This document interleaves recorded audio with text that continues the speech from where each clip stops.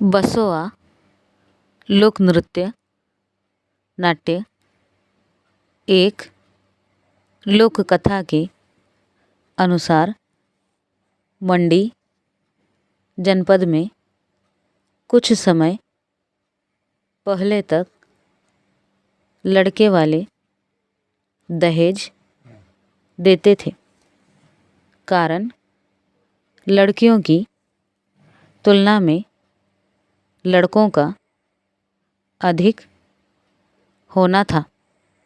उस समय लड़के वाले लड़की के पिता को कुछ रकम अदा करते थे, जिसे बरीना कहते थे, मगर इससे बेमेल शादियां हो जाती थी, क्योंकि पैसे वाले मुँह मांगी रकम देकर अपने से छोटी लड़की से शादी रचा लेते थे। इससे कई बार लड़की आत्महत्या जैसे कठोर कदम उठाने पर विवश हो जाती थी। यही सब मंडी ज़िले के पिंगला की लाहौला नामक लड़की के साथ हुआ था। बसोआ लोक नृत्य नाट्य इसी घटना पर आधारित है। इस लोक नृत्य नाट्य में दहेज प्रथा आदि ज्वलंत सामाजिक मुद्दों पर करारा प्रहार किया जाता है। 12मासा लोक नृत्य नाट्य बसंत में सोनी घाटियाँ व्यतीत करती नवयौवनाएँ परदेश गए अपने प्रियतम के वियोग में उदास तन्हा 12मासा की हर ऋतु में सजना की राह निहारती हैं। इन ऋतुओं में उमड़ते भावों को नववधुएं 12मासा नाट्य गीत में उंडेल देती हैं। इसमें 12 ऋतुओं का वर्णन दिल को छू जाता है। यह लोक नृत्य नाट्य महिलाओं द्वारा सामूहिक रूप में किया जाता है। हालांकि इसमें पुरुषों का महिलाओं के साथ गाने का प्रचलन रहा है।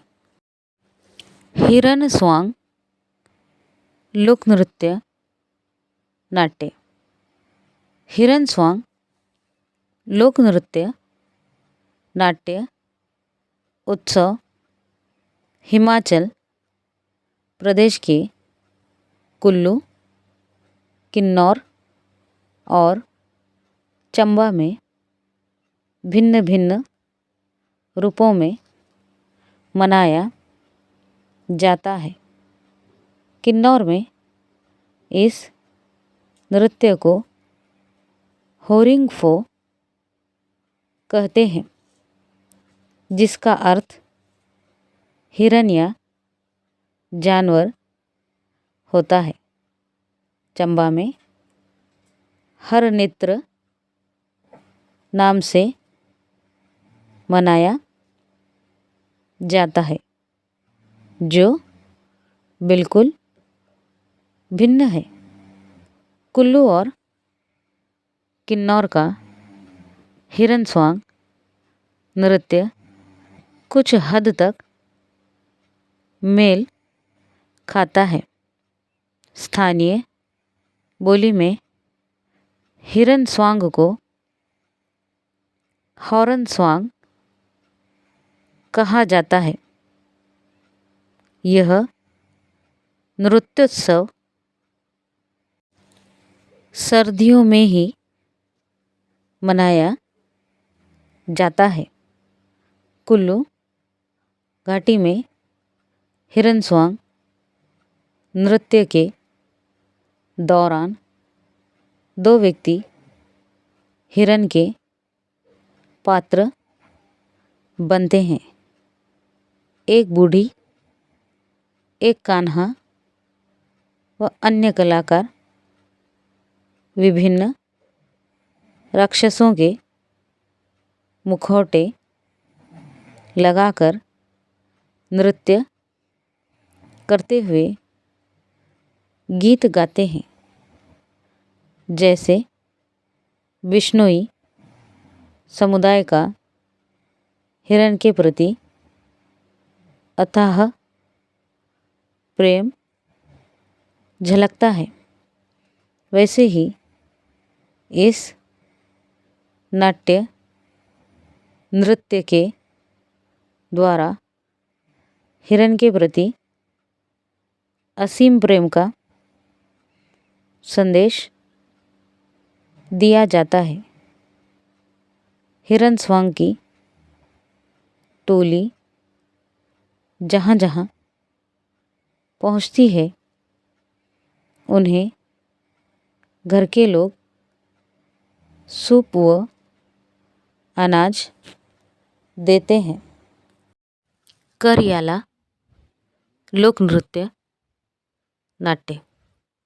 करियाला एक अन्य प्रसिद्ध नृत्य नाट्य है, जिसमें नृत्य के साथ अभिनय में छोटी छोटी नाटिकाओं, प्रहसनों, बहुरंगी विधाओं और पैरोडी श्रृंखलाओं का उपयोग किया जाता है।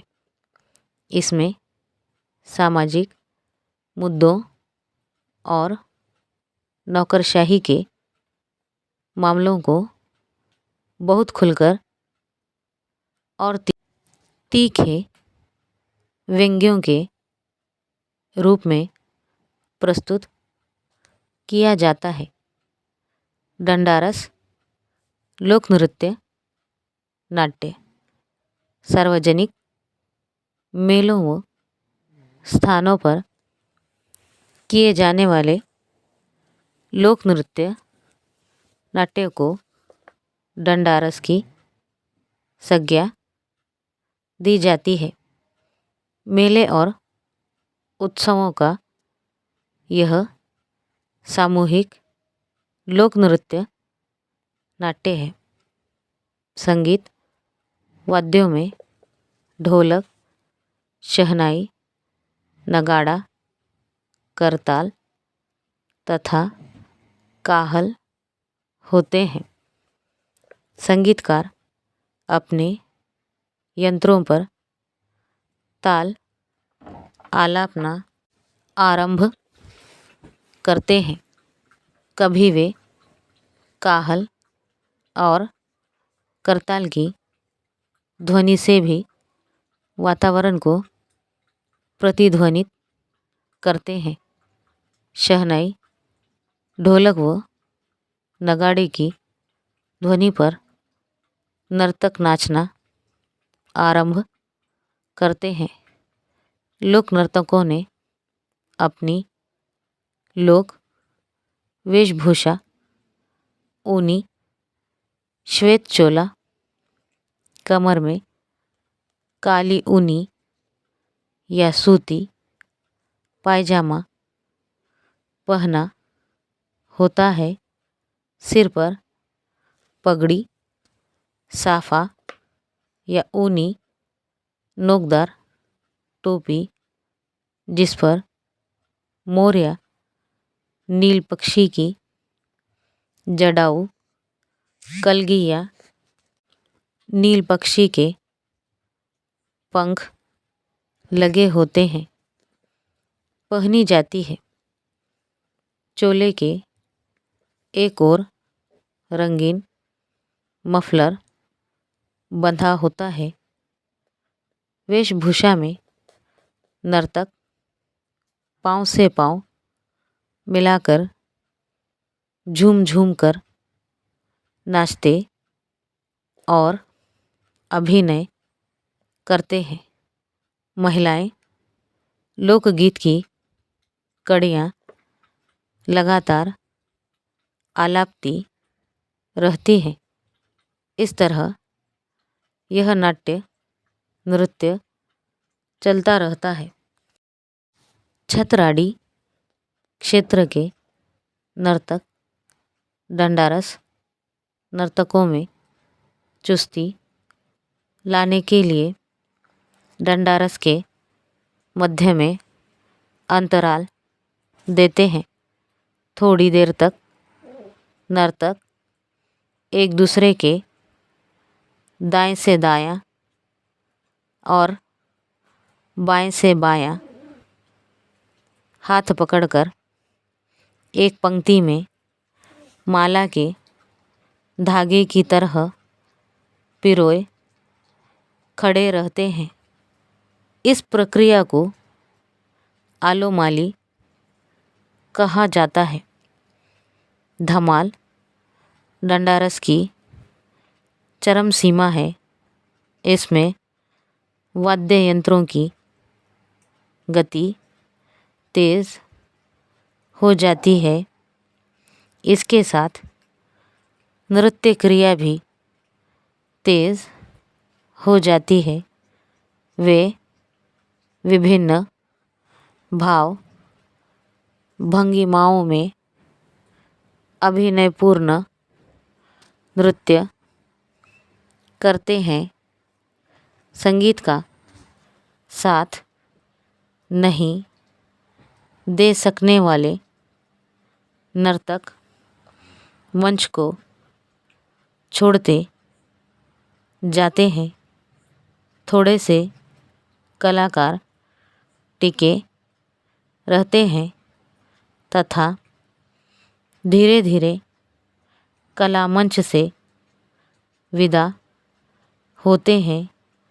अंत में एक ही नर्तक अभिनय करता है तथा मंच से विदा लेता है।